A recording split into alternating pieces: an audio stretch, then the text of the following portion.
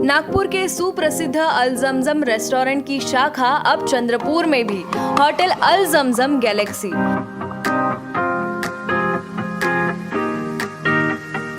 Veg, nonveg और Chinese खाने के लिए आलीशान फैमिली रेस्टोरेंट, साथ ही अल जमजम सेलिब्रेशन लॉन, शादी, पार्टी, बर्थडे और किसी भी मीटिंग या समारोह के लिए सर्वोत्तम स्वाद और सेवा की गारंटी।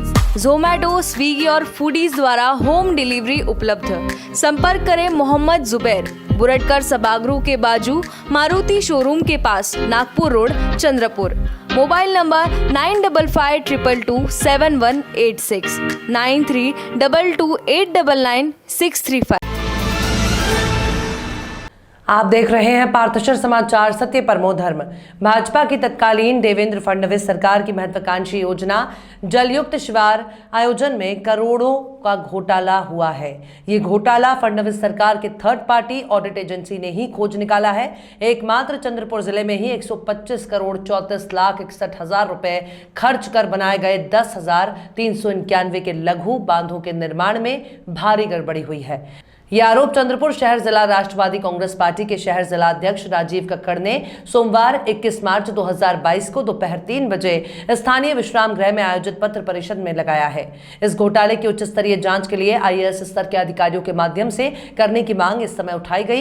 इस संदर्भ में राकापा नेता कक्कड़ ने प्रदेश के मुख्यमंत्री, उप मुख्यमंत्री, जिलाधिकारी आदि को ज्ञापन भेजकर तत्काल इस घोटाले की दखल लेने की बात कही है। जलयुक्त शिविर योजना में गत वर्ष 2014 से 2019 तक चंद्रपुर जिले के सभी तहसीलों में कृषि विभाग, सिंचन विभाग, वन विभाग, जल संधारण विभाग, जल संपदा विभाग, जिला परिषद और पंचायत समिति, लघु सिंचाई विभाग आदि के माध्यम से गांवों में भूजल स्तर बढ़ाने और किसानों को सिंचाई का लाभ उपलब्ध कराने के लिए ये योजना चलाई गई। इस योजना के तहत चंद्रपुर जिले में 125 करोड़ 34,81,000 रुपए की निधि खर्च कर 10,391 लघु तालाब और अन्य काम किए गए। इस योजना में तत्कालीन मुख्यमंत्री देवेंद्र फडणवीस की सरकार द्वारा नियुक्त थर्ड पार्टी जांच agency agriculture finance corporation India limited Mumbai को जांच और मूल्यांकन की जिम्मेदारी सौंपी गई थी। इस जांच एजेंसी ने अपनी जांच रिपोर्ट के माध्यम से अनगिनत गड़बड़ियों को उजागर किया। जलयुक्त शिविर आयोजन में बड़े पैमाने पर भ्रष्टाचार किए जाने की जानकारी ऑडिट रिपोर्ट में उजागर हुई है।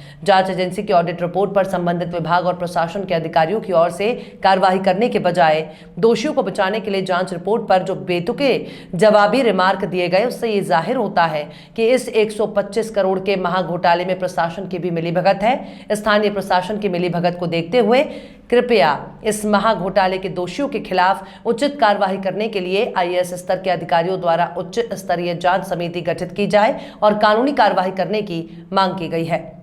जांच और ऑडिट रिपोर्ट से जलयुक्त शिविर योजना का घोटाला उजागर होने के बाद राज्य कृषि विभाग के अधिकारियों ने अपने बचाव में संबंधित अनेक ठेकेदारों को पत्र भेजकर उन्हें निम्न स्तर का कार्य करने पर खुलासा मांगा था, लेकिन ठेकेदारों की ओर से कोई संतोषजनक खुलासा प्राप्त नहीं किया गया।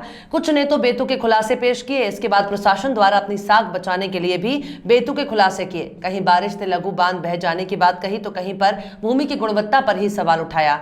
हैरत की बात यह है कि प्रशासन के अधिकारियों का लिखित जवाब ही ऑडिट रिपोर्ट के खिलाफ प्रतीत हो रहा है। ऑडिटर को झूठा साबित करने के प्रशासन के इस प्रयास की भी उच्च स्तरीय जांच होनी चाहिए। ऐसी मांग चंद्रपुर राका के शहर अध्यक्ष राजीव कक्कड़ ने की है। पत्रकार परिषद कशासाठी घेतली आणि काय मागणी केली? जलयुक्त शिवार योजना हे भाजप सरकारची माजी मुख्यमंत्री देवेंद्र फडणवीस साहेबांची योजना होती। त्या योजनामध्ये 2018-19 मध्ये मोठ्या प्रमाणात 125,34,81,000 रुपये दिले होते चंद्रपूर जिल्ह्याला। तिथे मोठ्या प्रमाणात भ्रष्टाचार झाला आणि हा भ्रष्टाचार त्यांच्याच सरकारमध्ये असलेली थर्ड पार्टी एजन्सीनं उघडीत आणलेला आहे।